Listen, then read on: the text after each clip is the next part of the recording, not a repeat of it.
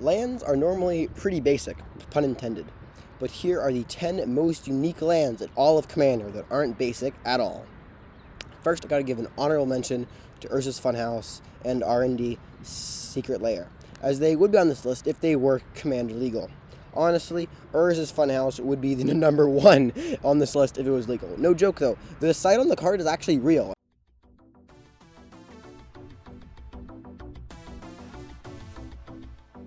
Number 10 is Dryad Arbor. It's the only card ever to have the land and creature card type at the same time. A lot of lands can turn into creatures, but none have this exact card typing. It would be higher if it did something other than just being an Elvis Mystic for 0 mana.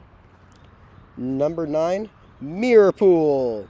It's the only land to have both an instant or sorcery copy effect and a creature copying effect. Some lands can do one, but never both. It would be higher if the effect couldn't be emulated with a literal uncommon. Number 8, Crypt of Agadeem. This is the only card in the history of Magic to get you mana based off the number of black cards in your graveyard, and it's quite unique. However, it's just a Cabal Coffers at home, which definitely hurts its ranking on this list. Number 7, Arena. Lands that don't tap for mana are always unique, and no other land can make creatures fight. So that's why it's number 7. Again, just like some of the other lands I've said previously, could get a similar effect for cheaper, so it's not that high up, but it's still unique for a land. Darkmoor Savage. Land has dredge.